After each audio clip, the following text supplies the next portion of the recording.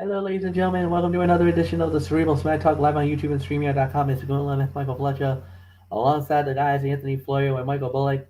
We're just going to dive right on in. We're not going to waste too much time here. We're going to go a little bit rapid fire here tonight. Um, so we'll just talk about what I guess would be deemed relevant stuff, and then uh, we'll go from there. So, first thing that we did start with was the Fatal Four Way, um, as it was Rey Mysterio, Sheamus, Cameron Grimes, and LA Knight. Winner of the bout in 20 minutes and 22 seconds was Rey Mysterio. Obviously, fight of the night. Now, look, I get it. Um, I know a lot of people are going to be a little upset because, they were pushing for LA Knight. Everybody wants to see LA Knight get the opportunity. I think WWE knows it. They realize they got something hot on their hands. But I hate to say this, but this is kind of the feeling of a Daniel Bryan situation. When Daniel Bryan got the opportunity, fans were really up. They were adamant. They were going nuts. They wanted to give him the monster push, but then WWE's like, oh, wait, hold on, relax. Too fast, too soon. If we make that, we don't want to make that mistake. You know, and that's the thing. Fans wants their guy to get to the top, but if WWE says, all right, let's do it, then gets to the top, what happens after that? Yeah. So they did it with Liv Morgan, but then they pulled the trigger with Liv, and we saw how that happened. Now they're trying to do it with LA Knight. And look, Triple H has a plan. Obviously, he's got a vision. He's got an idea. Right now, LA Knight is the hottest thing on SmackDown today. And he knows it. He sees it. He knows it. WWE sees it. They know it. But you don't want to push a star too fast. You don't want to keep them all. Look, they're going to encourage the fans. Keep that momentum. If you want LA Knight, we'll give you LA Knight. But right now, they got an idea. They got a game plan. And I think right now, it's a slow burn. They're going to slow burn this as much as they can until eventually they'll cave and give us what we want. LA Knight as a United States Heavyweight Champion. Or maybe something even better down the line. As far as the match goes, clear fight of the night. 4 stars. Great matchup, great psychology. I'm a little surprised to see that it's Rey. Rey versus Santos. Winner will get a shot at the U.S. heavyweight title against Theory, possibly at SummerSlam. Whoa, hold on. Now we got something very interesting. But the other thing is LWO versus LWO. How's that going to play out in the storyline too? So we got a lot to work with. A lot of stuff is going to be laid out in the next few weeks. But the match itself was good. It was solid. It was even on the verge of great. I know fans are not happy that LA Knight did not win. Trust me, I was there too. But then I thought about it, and I'm like, Papa H is slow burning this. All right, Hunter, what do you got? I want to see how you play this. Because if you see the reaction from the crowd from around the world, you know the must-see thing on SmackDown today, other than the Bloodline, is L.A. Knight. Yeah. Yeah. So it's a fact of life, boys, and we're just living in it. They're not gonna slow burn it. I get it. I'm not mad. But I know when it happens and we get the payoff and LA Knight gets the U.S. title or something better, we're going to be saying yeah and celebrating. So nothing more to say. 4 stars. Anthony Florio, it's yours. What was that time again? 2020 something? 2032. 2032. Wow. 4.25 to 4.5. This was indeed the fight of the night. No question about it. Smartly laid out match. It was a battle of baby faces that kept fans invested despite never establishing any drawn out heat segments or forcing any of the 4 competitors to play heel. The crowd was solidly behind LA Knight throughout, but did not reject Ray's win. A testament to that legendary competitor's connection with the audience. It'll be interesting to see, though, how long the crowd will tolerate the creative team resisting LA Knight's momentum before rejecting any and every decision that does not see him emerge victoriously. And then a backstage segment coming out of the commercial saw Austin Theory demand a non-title match with Santos Escobar, who jumped him after he attempted to cost Ray the win. And LA Knight continues to be LA Knight continues to be one of the most over superstars on the planet, as he was greeted with a thunderous ovation, the clear fan favorite last night. Wade Barrett referring to Sheamus as a gatekeeper in WWE, an obstacle for any prospective superstar to overcome en route to success, was a great call and the perfect explanation for the Celtic Warrior at this point in his career. And following a confrontation earlier in the match, Theory pulled Ray off a pinfall and sent him into the steel steps, momentarily costing him a win. Santos hit the ring and fought Theory off while the Hall of Famer recovered and pinned Cameron Grimes for the win. I've heard 2 things. First, I've heard that as far as LA Knight is concerned, they're planning on after SummerSlam to start pushing him. That's what I'm hearing. Another thing, when it comes to why he didn't win this, another reason is because WWE reportedly wants to have a Latino babyface champion. So I think that's why we got what we got here. So big moment for Santos and a big moment for Ray, if that's the case. I mean, LWO possibly going to get the United States. I know why. Fox. Thank Fox. you. Thank you. Yeah, Fox. They've been talking about this for a couple of years now. That's why they were pushing Andrade with Cien Almas when they were doing it. Yep. Makes sense.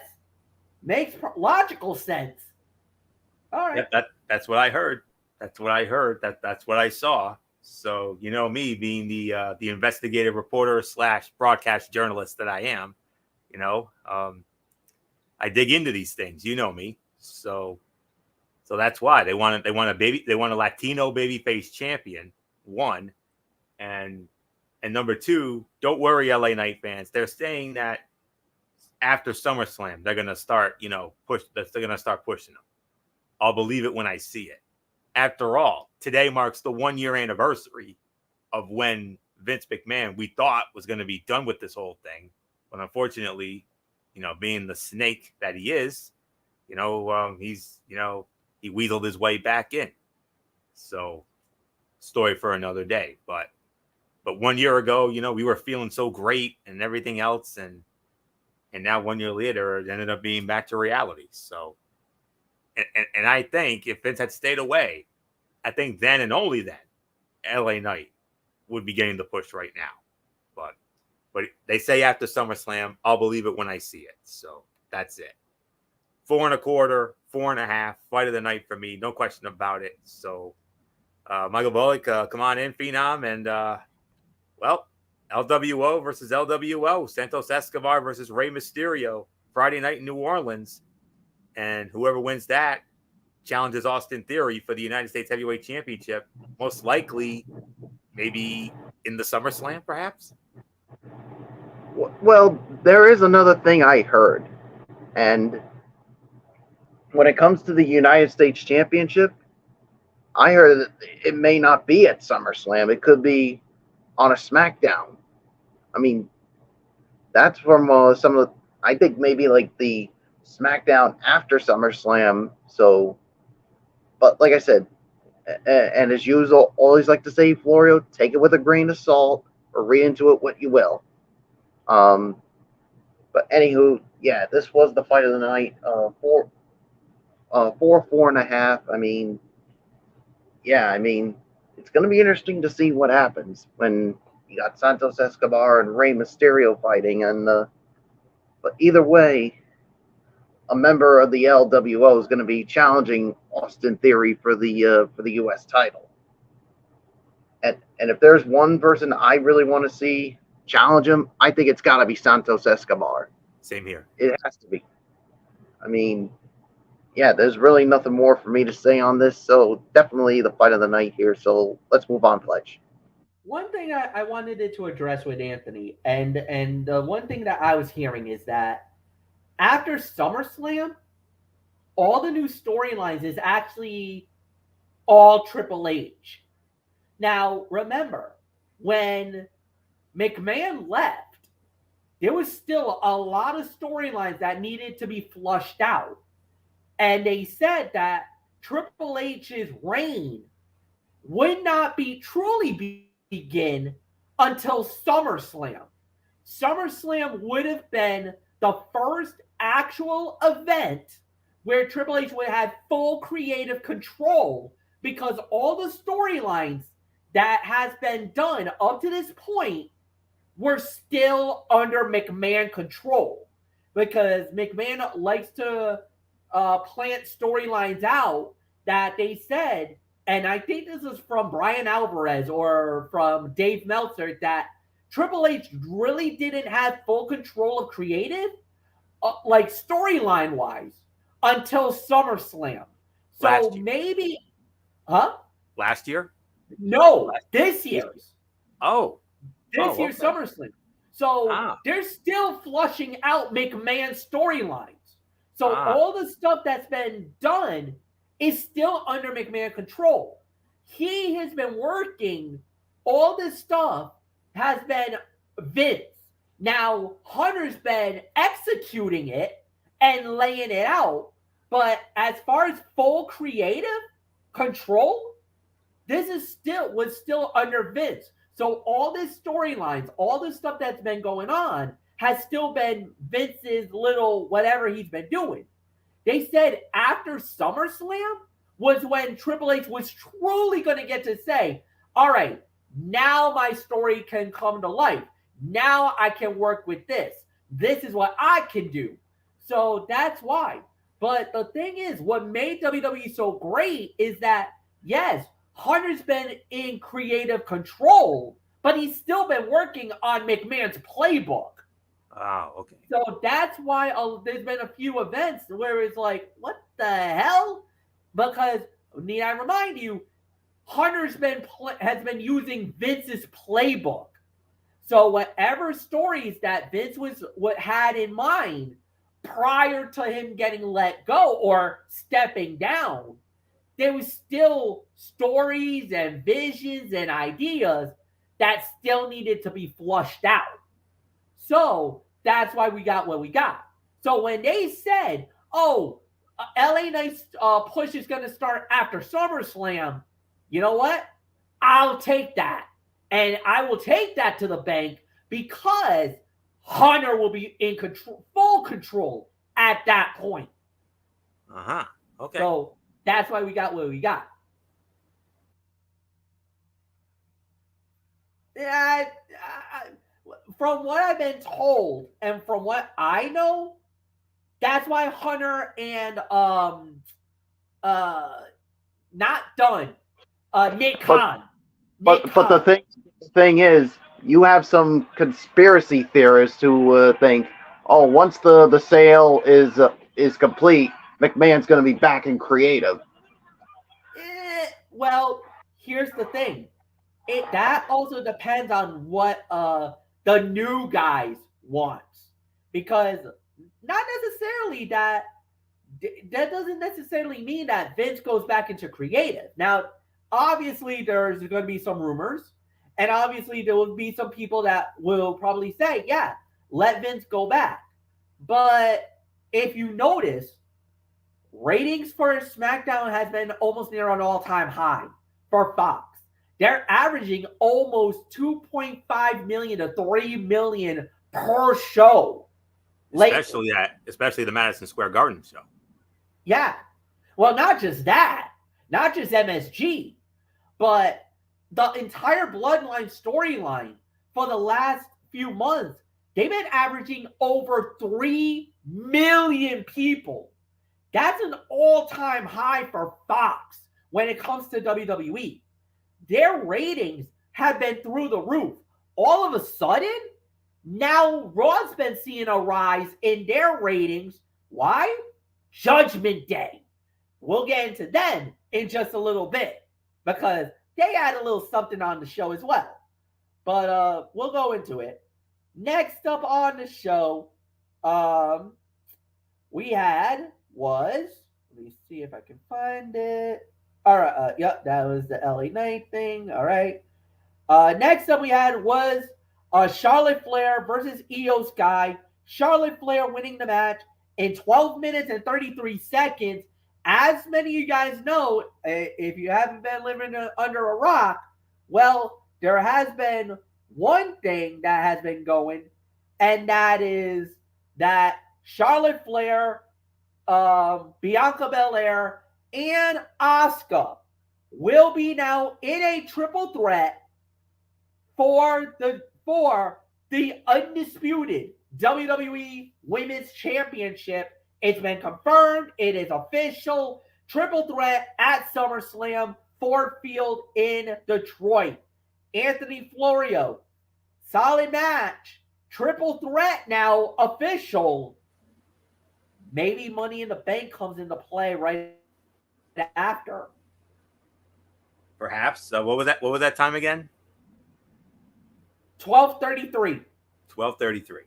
Okay. 3.5 stars for this one. The match was really good, despite a commercial break right in the middle of it. Furthermore, it advanced 2 ongoing stories: the mounting dissension within Damage Control between Io Sky and Bayley, as well as Shotzi's revenge against the role model. Both are secondary stories to the women's title picture, but exactly what the Blue Brand's women's division needed after the lackluster, frankly subpar creative efforts of a year ago. Charlotte, Asuka, and Bianca are fixing to tear the house down at SummerSlam, and their match may be a legitimate dark horse contender for Fight of the Night of what is looking to be a jam-packed card. And despite concerns about a potential injury suffered during a live event last weekend, Bayley accompanied Io to the ring for the match with no noticeable lip to speak of. So I think she's all set now. I think she's cleared now. Thank goodness that it's nothing like what she had, that kept her out for a very long time. Bayley and Michael Cole's undying side feud will always be fun. Michael Bullock and I, we always, whenever we have SmackDown chats or anything and we see this, we notice this right away. Their undying side feud will always be fun. And Michael Cole trying to further sow seeds of dissension within Damage Control was great. Charlotte and Io is a match deserving of more time, a grander stage, and no commercial interruption whatsoever. A distraction from Bayley led to a sunset flip powerbomb by Io for 2, followed by a video package in which Shotzi maniacally called the role model's name. Visibly freaked, Bayley abandoned her teammate, leaving her to go it alone the rest of the match. And Asuka attacked Charlotte immediately after her win. The timing here was fantastic, as the Queen literally had no time to breathe before the WWE Women's Champion attacked her and targeted her left arm.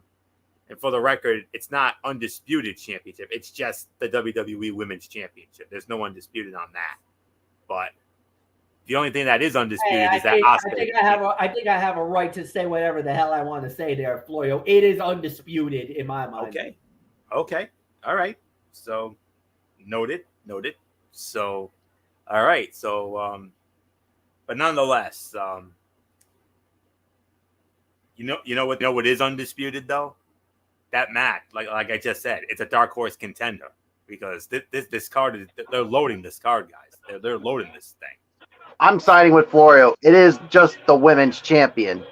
WWE Women's Championship. That's the exactly. Okay, well, last time I heard there was nothing that said undisputed. I think it does say undisputed on. I think it does say undisputed on the belt. So I think that's where that's where it comes from. But we're not gonna waste too much time on that. But for right now, this was a 3.5 star match. This was a solid match. But these two definitely deserve more time, a grander stage, and if you do that, give them and no commercial interruptions whatsoever. Do that. We got gold with those two. Those two can go. So not much more to say on this. So 3.5 stars for me. So Michael Volek, I mean, you're the one who reported it yesterday. It will indeed be Charlotte Flair, Asuka, and Bianca Belair for the WWE Women's Championship triple threat match in the SummerSlam. Dark horse for Fight of the Night on what is shaping up to be a loaded and stacked card for Ford Field in 2 weeks. Yeah, I was the one who reported it, and this could be a sleeper Fight of the Night contender, but we'll have to wait and see. But anywho, 3.5 stars. I do agree with the rating. I mean, if this were like on a pay-per-view, I mean, it could be like a much higher rating, but for a TV show like Smackdown, I mean, for it to be like this, I thought it was good. So 3.5 stars. It is yours, Fletch. All right. With that 3.5 stars, no doubt about it. Look, Anthony said it. He said what the belt says, and I don't give a damn what you two think. You know, I'm going to say whatever I want to say. You're not going to stop me from doing that. So I'll just leave it there. At the end of the day, it's going to be a great matchup. It's going to be a show stealer. Could possibly be, like you said, they're making this to be possibly the greatest SummerSlam of all time. Like, the card itself is loaded, and it is because the thing is that they know what they're going to be up against, and they know that there's an event coming up very soon in London that fans are clamoring about and getting very excited for. So that's why I think WWE is kind of saying, all right, we're hearing all the stuff. You haven't even announced any matches. This is what we're throwing at you. 8 matches already unconfirmed. And there's more to come is what they're saying. So we might be looking at a 3.5, 4-hour SummerSlam. But this might be the most wildest, craziest, unbelievable SummerSlam of all time. Like, that's how big they want to do this. Do you think possibly this could surpass 2002 as the greatest of all time? I think it has a shot. And remember, if this is truly Triple H's first real shot at creative, you know he's going to want to put a stamp on that creative moment. And he's going to want to say, this is my WWE, not anyone else's. So, yeah, I think if that's the case, get ready. This could be at the levels of 2002. So, we're just saying. All right. Next up we had was, it was a backstage segment. They were interviewing the new NXT North American Champion, Dominic Mysterio. And he shows up, and he was gonna try to rub it in the face on Ray. You know, say, hey, I'm the champion. Where's your belt? This and that. And then Butch comes out, and he's like, you know what? I want to fight you. Put your North American title on the line. Wait a minute. What are you talking about? There's no NXT guys here. You can't do that. Cue in Shawn Michaels. What? Shawn? HBK? What the hell you doing on SmackDown? Oh, yeah. You know what? I like this idea. You want to do an NXT title fight? I'm like, wait a minute. You're going to give me my show an NXT North American Championship fight? Where the hell is Michael Bullock? You need the blessing from Bullock before I can get the okay from this. So he's like, yeah, let's talk to Adam Pearce. Let me see if we can wrangle something up here. That'll be later tonight. So next up, we actually was a one-on-one match, non-title, Santos Escobar versus Austin Theory, and Santos Escobar wins the match in 10 minutes and 54 seconds. Michael Bullock, it's yours.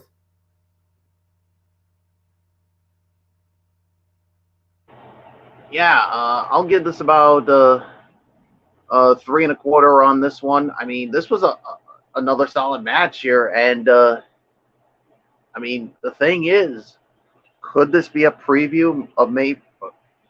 But here's the thing.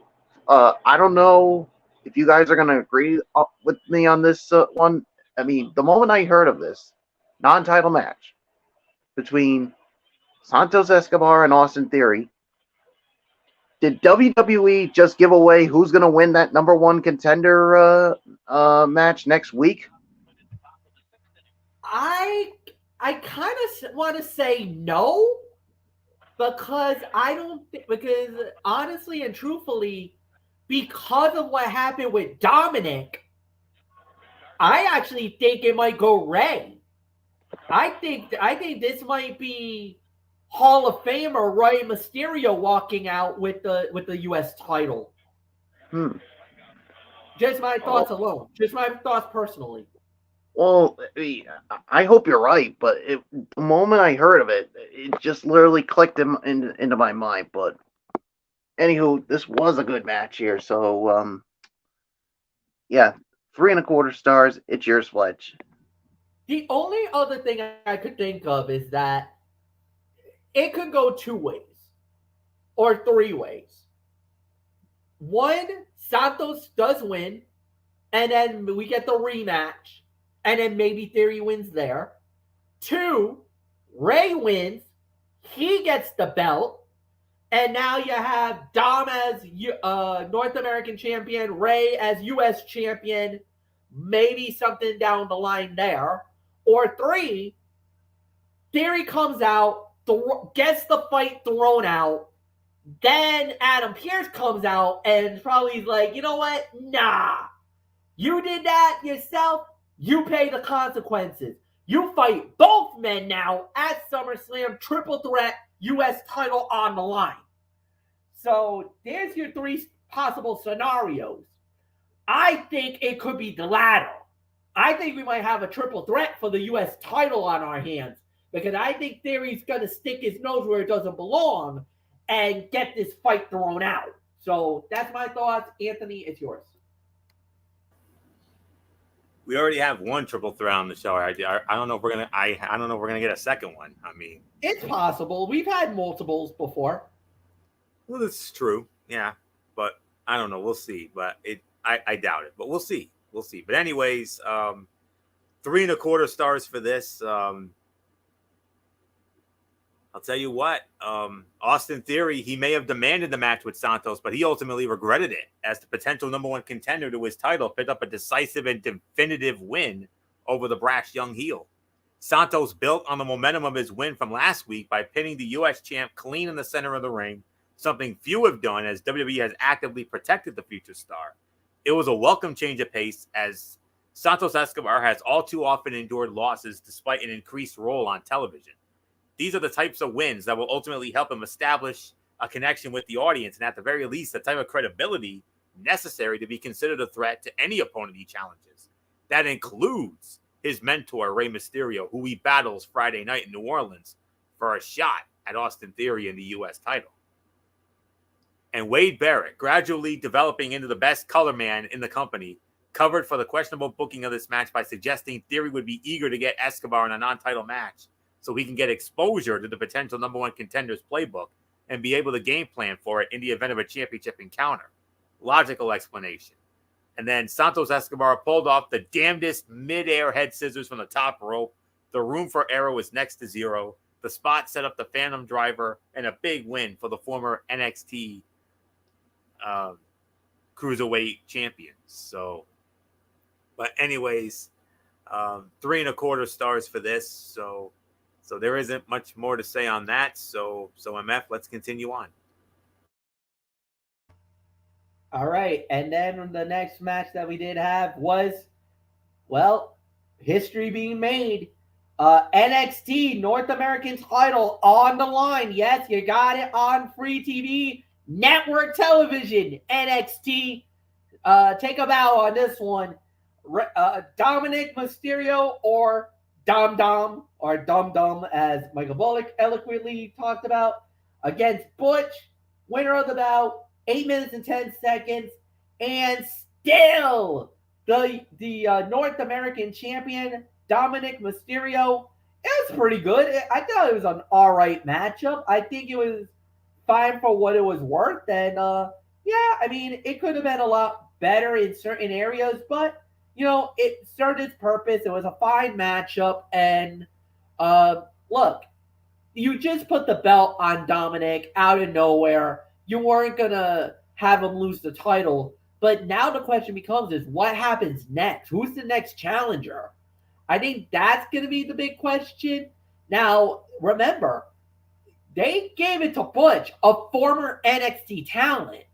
Is it possible that we might see guys who are former NXT guys get right out of the gate? If you're talking Monday Night Raw, Ciampa, Gargano, maybe they get a shot at Mysterio next. Who knows? One thing's for sure. It was a good and solid first title defense for the new North American champion. Florio, it's yours. 2.5, 2 3/4. On a night where there was a heavy NXT presence on the show, thanks to Smackdown emanating from the Amway Center in Orlando, Florida, it was nice to see the creative forces highlight the brand between the ropes with a character in Dominic Mysterio, a.k.a. Dum Dum, as Bullock and I call him during our chats. That continues to be among the hottest heels in the business. The feud between the Brawling Brutes and Pretty Deadly was at play here, but given the uncertainty of Elton Prince's availability, given his separated shoulder, one has to wonder how long that can be dragged out before it becomes repetitive, especially if Prince really is out for months, as suggested by Michael Cole on commentary. Rhea Ripley slipped Dominic a steel chain to use it to his advantage, but Ridge Holland hit the ring and pulled the weapon away from the champ just in time. Pretty Deadly made their way to the ring. Elton Prince in a wheelchair, as he nurses a separated shoulder. Barrett on commentary revealed that the chair is hilariously named Prince William. Ripley's facial expressions and body language are among her most underrated traits. They put over the danger Dom was in and sold the idea that he might actually lose the title to Butch, even if that never really felt like a possibility. And Ridge Holland chased Pretty Deadly out of the arena, providing a momentary distraction that allowed Rhea to take out Butch's knee and Dominic to retain his title. So this was a good 2.5, 2 3/4 of a star match. Too soon to take the title off Dom. He just put it on Tuesday night on NXT. So there isn't much more for me to add on to this. So 2.5, 2 3/4 for this one. So Michael Bullock, I know you would have loved to have seen a short reign here, but unfortunately you didn't get that here. He's going to hold on to that for a little bit, but don't worry, his day will come soon enough. Yeah, 2.5 stars. I mean, it was a fine match, and Florio, you know how much we like to cringe when it comes to the joint manipulation. Me especially, yes. Well, I actually enjoyed it because Dum Dum to me got what he deserved with that. I actually enjoyed it. There you go. Yeah, so yeah, he's gonna hold on to that for a little while longer, but who will dethrone him? We'll have to wait and see. So there's really nothing more to say. It is yours, Fletch. Florio, are you kidding me? The wheelchair is called Prince William. That's what Barrett said on commentary last night. Prince William. Oh my freaking God! I'm never gonna live that one down. Are you flipping kidding me? Like I'm literally doing the Michael Fletcher. I can't take it. Like I'm literally doing it right now. Thank God the camera's not on, but I'm doing it. Prince William. Yeah. And if I said that to MF, he would either say, "Will you stop?" or he would throw in a, "Will you be serious?" Yeah. That. I think if we keep it up, I think he will do it. Anyway, so main event segment. It was the Roman Reigns, the continuation with the Bloodline as they laid the ground rules for this upcoming battle at SummerSlam. Anthony Florio, my goodness, not as strong as the other promos or other things that the Bloodline has done recently, man. But there's really not much more that they really need to do. I think they're just trying to burn up until they get to the mega fight at SummerSlam, because that's when everything comes to light. You ready for this, folks? Listen to this. Tribal combat. No holds barred. It's basically no holds barred. Anything goes match was the choice of the Bloodline elders, revealed Jey Uso. And the only way the issues between those involved can realistically be settled. And on top of this, it's not only for the undisputed WWE Universal Championship, it's also for the tribal chiefdom as well. So whoever wins not only wins the title, but also becomes the tribal chief. Either Roman stays the tribal chief or Jey Uso becomes the tribal chief. So gets that tribal chief lay, that red lay. So tonally, this appeared a bit off early until one looked a bit closer at the interactions between Uso and Reigns. A week after Jey appeared passionate and defiant in the face of the Bloodline, he reverted back to being torn, uncertain if what he was pursuing was the right decision. The difference? Roman was not there last Friday night, but was last night. Despite knowing it is the right decision and having engaged Roman physically before, there is still that controlling element to their relationship that leaves the former right-hand man uncertain if standing up to the head of the table is right, not just for himself, but the family.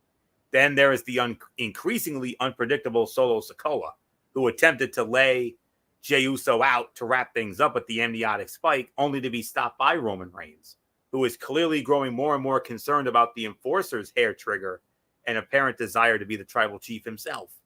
There are still plenty of chapters to this story, but even so, SummerSlam is setting up to be an unforgettable night, thanks to what should be one of the most emotionally fueled matches of the year. The image of Roman quite literally sitting at the head of the table as Uso sat to his left was powerful. The tribal chief condescendingly referring to his cousin as Little J was great. Uso tore up the contract for SummerSlam. We don't need no contract. The contract is in the blood. This right here, this is tribal combat now. And Roman asked, do the elders know about this? And Jimmy said it was their idea, Uso revealed before laying down the no-holds-barred rules for the proposed tribal combat. And Solo attempted an attack only for Roman to grab his arm and stop him. Jey responded with a super kick to his brother and stared Roman down to close out the show. Another segment of the night, indeed, from the best storyline going, not just in WWE, but in professional wrestling altogether. So there you go. So segment of the night here, no doubt about it.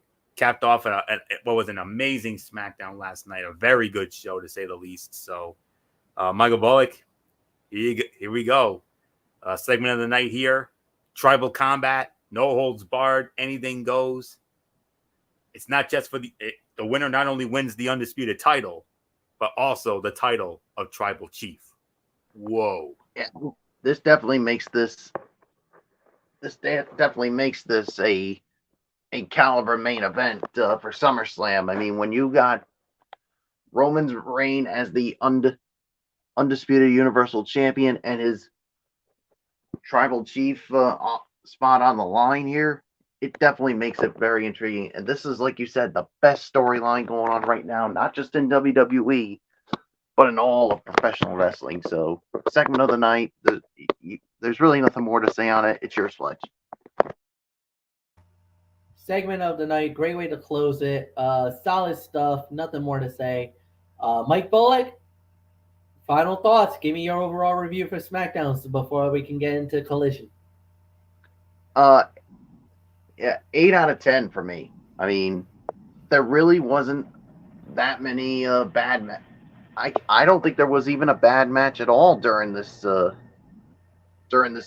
episode. So yeah, kudos to SmackDown for putting on a really good show last night. So it's yours, Fletch. 8 out of 10, total agreement. I thought they did a really good job with it. And Florio, it's yours. Last night's episode of SmackDown may have been headlined by the promo segment that officially gave us Jey Uso versus Roman Reigns for SummerSlam, but it was defined by strong in-ring content. The 4-way to start the show was a ton of fun. The Charlotte Io match that followed highlighted the chemistry that exists between them, and the Escobar and Theory had a fun little banger of their own right after. Longer than normal matches that advance stories are always welcome, and this had them in spades. Add to that the noteworthy announcement of Tribal Combat, and you have a show that accomplished the goal at hand by remaining focused on building to one of the biggest pay-per-views of the year. So no question about it. So this was an 8 out of 10 for me as well. Bullet's done for the night. So with that, MF, let's get into AEW Collision from the Prudential Center in Newark, New Jersey. Yeah, we started out with a promo segment by Absolute Ricky Starks, and man, did they go all out with this. Pyrotechnics and everything. Oh my God, man. They were trying to blow the building up with that pyro. Interrupted by CM Punk. Then Punk pissed off the fans in Newark with actually something that was true. They saying that the only reason why that you won that first round because you cheated. Referencing to the series against the New York Rangers in the first round of the Stanley Cup playoff. And I think cheating is the best word to say how New Jersey got by New York. Stole it too. Yeah, granted, and that's why Punk did what he did, acting like a heel, and the fans definitely wasn't really happy with them, but it is what it is. Solid segment. I thought it was all right. I think they did pretty well with it. Punk is a heel, man. He was, doesn't matter if he's a heel or a face. He did really good with it. I thought they did a fine job with it. The fans were giving Ricky Starks the hero reaction, even though he's supposed to play heel here. But the thing is, and even Tony Schiavone even called him out about him what he did over Jushin Thunder Liger, and Ricky Starks like, hey, I got nothing wrong about Liger. I got all the respect for Liger and everything else. So we'll have to wait and see how that plays out. But yeah, Florio, it's yours. Solid opener. Agreed. Make it short and sweet here. This was an effective segment that didn't overstay its welcome and set up a couple of potential feuds, and it also set up a big main event for tonight. CM Punk and Darby Allin versus Christian Cage and Ricky Starks. Hell of a main event. And CM Punk needs to fully turn heel soon. Acting like a heel and then teaming up with a babyface, you're not fooling anybody. So that's all there is to say on that. So with that, let's get into our first match of the night. First match of the night, it was Juice Robinson and Jay White going up against Darius Martin and Action Andretti. And yeah, it was the gold. It was the Bullet Club Gold, as they called themselves. They got the win in 10 minutes and 20 seconds. Anthony, it's yours. 3 to 3 1/4. I mean, it was a relatively normal tag team bout. It followed a familiar pattern and ended exactly the way we all expected it to, with Bullet Club Gold getting the win. And Action Andretti's springboard corkscrew crossbody looked fantastic. And the double team move Andretti and Martin tried with the drop kick and the German suplex was mistimed by half a second. But they pulled it off in the end. One of the top fights of the night. And, in a sense, we're going to be running this back next week on Collision in Hartford. Only this time it's going to be a little different. It's going to be a 6-man tag team matchup. On one side, you got Juice Robinson and the Guns representing Bullet Club Gold. And I believe they're going to be squaring off against Action Andretti, Darius Martin, and their partner, someone who I know MF is very high on, and someone that MF has no problem singing the praises of. All I need to say is, who's their partner? Well, MF, you know this guy a lot better than I do. The reigning, defending, undisputed Triple A Mega Campeón. You know who I'm talking about. El Hijo del Velkingo. He's going to be on Collision next week, teaming up with Action Andretti and Darius Martin against the Guns and Juice Robinson in Hartford. Wow. So I don't know what else there is to say on that. So for me, 3 to 3 1/4 for this. So MF, how about it? Your boy, Del Velkingo. He's going to be in Hartford next week on Collision. Yeah, and the thing is that he's on quite a tour right now because he just got off of a Mega Campeón championship fight with Kenny Omega that he successfully defended in Monterrey. Now he's heading off about a month from now as Triple Mania goes to Mexico City for their big one. So we'll get into that when we get there very soon. But if you got it, go to Fight TV. That's where you get to see. You can see the one from Tijuana, the one from Monterrey, and it also sets up for the big one that's going down, I believe, in 3 weeks from now in Mexico City, which is Triple Mania 31, the big one. This is the biggest one of them all because this is the biggest show of the year, and the card itself is already looking like a WrestleMania level event. So we'll get into that when we get there. So yeah. All right. So next up, Miro 1-on-1 with Nick Camarado. It was Miro in 1:30, squash. Nothing more to say. Move on. Next up we had was a 6-man tag team fight for the trios title, as it was the House of Black versus the Billy Gunn and the Acclaim. At the end, the winners of the bout, 4 minutes and 35 seconds, was the House of Black. But Anthony, it wasn't that we needed to talk about. After the match was over, Billy Gunn actually unlaced his boots and put him in the center of the ring. Normally when you do that, that's an indication that you're done. You retire. Has Billy Gunn officially said that he's done with wrestling altogether? Could be. Yeah. 435 was that? Yep. Yeah. Pretty one-sided match, but in a way that made sense. 2 1/4, I guess, for that. Brody King moves around better than a lot of guys who are the same size. He's no speed demon, but he's by no means slow. And they were just a second late doing the spot where Brody King pulled Anthony Bowens off the apron to prevent a tag. It didn't look terrible, but it didn't look great either. And then Malachi Black whispered something to Billy Gunn before they left. And that led to Daddy Ass taking off his boots and leaving them in the ring. We got to think about what there's definitely more than meets the eye on this one. So, yes, usually when somebody does that, I mean, it usually means that you're calling it a career. I mean, we remember when Papa H did it at WrestleMania 38, the start of night 2, when he did the same thing. So, even though he was dressed in one of his vintage Triple H suits, but anyways, Billy doing it after a match. I mean, who knows? Maybe he is calling it a career. So, but you heard the fans. The fans were chanting, "You still got it." So that's the immense respect that they have for Billy there. So we'll have to wait and find out. But for right now,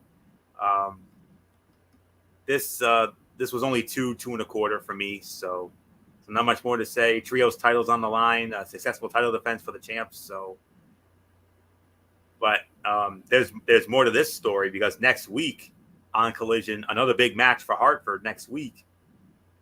Buddy Matthews versus Andrade El Idolo in a ladder match for for Andrade's mask. So the mask that House of Black stole. So Buddy Matthews and Andrade in a ladder match for that. Look out. So that's all I'm gonna say. So only two and a quarter for this, MF. Let's move on.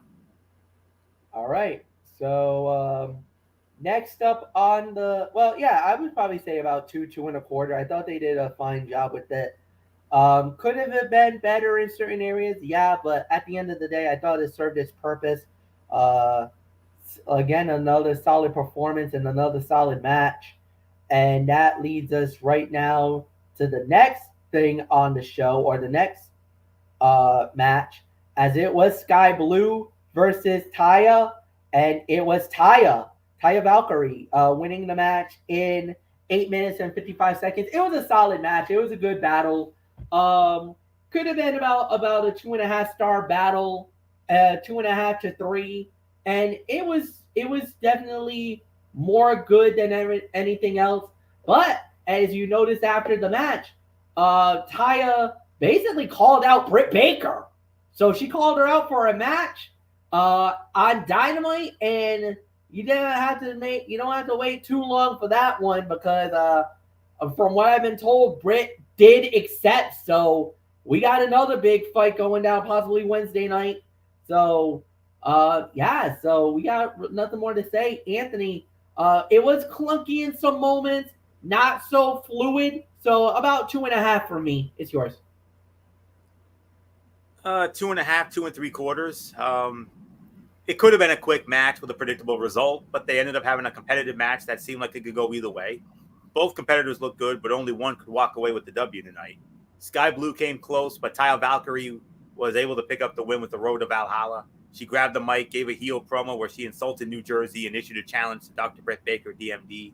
That match goes down Wednesday night in Albany on Dynamite, which we'll talk about on Wednesday Night Madness. And the New Jersey crowd was heavily in favor of Sky Blue. They were chanting her name and booed loudly whenever Valkyrie hit a move. And the way Sky's face hit the mat when Valkyrie hit her finisher looked painful. So 2.5, 2 3/4. So not much more to say here. So MF, we move on to the main event. Main event was the tag team fight, as you aforementioned, as it was CM Punk and Darby Allin going up against Ricky Starks and Christian Cage. And it was Ricky Starks and Christian Cage winning the match in 25 minutes even. Anthony, it's yours. Fight of the night, 4.5 stars. They had almost the whole final half hour of the show, so all four guys had plenty of opportunities to make sure they spent time in the ring with both opponents. And Scorpio Sky was also shown sitting in a skybox watching the action. While this was a solid outing, you could see the lack of chemistry on both sides of the ring, which had to be expected when you have two duos who have never teamed before. It also played into the story they were telling with Ricky Starks and Christian Cage not getting along. Ricky Starks ended up winning the match by using the ropes for leverage when he pinned Darby Allin, just as he did in the Owen Hart Cup finals last week against CM Punk. Starks and Cage argued about who would start the match until the ref counted them out. It was hard to tell if it was timing or chemistry that was the issue, but there were a handful of moments in this match that came across as awkward. It was like one person would forget what was supposed to happen for a second, so they would just improvise. The way Starks strutted while he was walking on the top rope was hilarious. And Section 5 was chanting for itself during the match, so the rest of the arena started booing the fans in that section. So I could probably give this between 4.25 to 4.5, now that I think about it. But either way, it's still the fight of the night, and you can't go one whole collision without a super long match. And of course, last week we had that almost hour-long classic. Yeah, 1 hour. With Jay White and Juice Robinson and FTR for the World Tag Team titles. So this was the big long match this week. So I think we're gonna get more than one of these next week, because we got a loaded card for Hartford next week. So 4.25, right around the 4.25, 4.5 for this. But this was the fight of the night, no question about it. So with that, MF, your thoughts? Yeah, about 4.25. I thought they did really good. I thought the action was really was intense enough. So yeah, I enjoyed it. 4.25 stars. That's my rating. Overall review, I thought it was fine. I thought it was I'll give it an 8 out of 10. I think there wasn't really anything bad, but there was like maybe one or two fights that just like bleh. But other than that, I thought it was a good quality show. Moved pretty well. So yeah, I really got nothing more to say. So Anthony, it's yours. I'll tell you what, last week's Collision was arguably one of the best episodes of AEW TV this year, but I thought tonight's show felt more like business as usual, if I'm going to be honest with you. Bullet Club Gold versus Dante Martin in Action Andretti was a major highlight on the show, but Blue and Valkyrie also put on a good performance that is worth checking out. CM Punk and Ricky Starks were both showing signs of a heel turn this week. Daddy Ass teased a possible retirement, and House of Black retained the trio's titles in a dominant performance. Decent episode, but it was going to be hard. It was going to be hard for anything to follow ROH Death Before Dishonor from last night. So, not that I watched it because I didn't, but I'm just comparing it. But I think 8 might be a bit of a reach, MF. If I'm going to be honest with you, I don't think this felt like an 8 to me. Okay. It felt more like a 7, maybe a 7, somewhere around 7, 7.25 or so. So that's just how I feel about it. So MF, I don't know if you have your big 3 stuff ready, but I know we got to get into your. I do. I got it. Are you ready to go? Okay. I'm ready to go. Yep. Just want to be sure. All right. I'm not gonna go full details like I normally would do. I'm gonna make it short and sweet. So here's the games that went down. This happened from the FedEx Forum in Memphis, Tennessee, and here's how it broke down. Trilogy, the reigning champions, defeated the Three-Headed Monsters by the final scores of 50-36. Then we had 2 games of the day. Game number 1, the triplets upends Anthony's Threes Company, and it was a heartbreaker, Anthony. It was 50-47.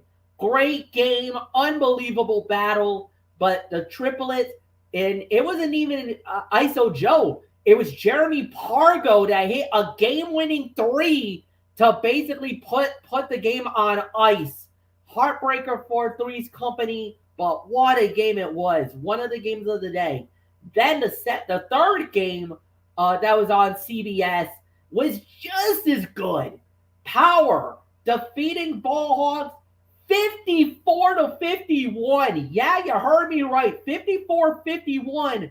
They had to play a little extra basketball into this one. Of course, the rules are if it gets into a certain situation where the game where you got to win the game by 2, well, let's just say it didn't get there. It went 51-51, and then the 3-point bomb dropped, and it was game over. So, nothing more to say there. Then we had Ghost Ballers. They beat Tri-State, and they thrashed them 50-33. And then in another holiday ham, the Killer Threes beat the daylights out of Bivouac. And this was the biggest blowout of this. I believe this is the biggest blowout in Big 3 basketball history. In the 6 years that they've been doing the league, I think this is the biggest blowout ever. 50-24. Oofa, as we would say. And then the final game, it was Enemies. They beat Aliens. Final score was 50-39. So now the games that are going to be held tomorrow, or I should say today, games that will be held in Miami, Florida at the Keswick Arena. Formerly, that was the Crypto.com Arena in, I think that was like that crypto place. And then when they went belly up, they changed the name to it. It was the American Airlines Arena. Well, no, but then they changed their name to, I think it was FTX. Yeah, that sounds right. The crypto thing. But then they went under, and now it's called the I don't know how to say it either. I want to say Kaseya Center. Kaseya Center. So the home of the Heat. The home of the Heat. Let's put it that way. It's the home of the Heat. It's the home of the Heat. So here are the games, and these 3 games are on CBS, the mothership, and they start at 3 o'clock. So games start from 3 to 6, And then the remaining games you can watch on big3.com. So, game number 1 is going to be the Enemies going up against the Killer Threes. Game number 2 will be Ghost Ballers and Power, both teams at 3-1. Something's got to give in that one. And then the third game, well, this is a Tony special. Three's Company versus Bivouac. Love it. So Anthony gets a Tony special. So that will be the third game, and it's going to be on CBS on the Mothership. After that, the remaining games will be on big3tv.com, the Big 3 website, as it will be three-headed monsters. They'll go up against the Ball Hogs, Trilogy and Tri-State going at it. That'll be a good one. And then we'll round it out with the Triplets and Aliens. And that will be on the Sunday slate. So that's it, guys. So we're out of here. We're done. Monday, we do it all over again with another edition of Ridiculously Raw, hosted by Anthony Florio. Raw, and then his Tony's Take. Wednesdays, Wednesday Night Madness. And then on Saturday, another edition of our Cerebral Smack Talk. So right now, we're kind of in a little bit of a lull here. So nothing more to say. So for Anthony Florio, I'm Michael Fletcher. Thank you so much for watching, guys. And until then, so long, everybody. Goodbye.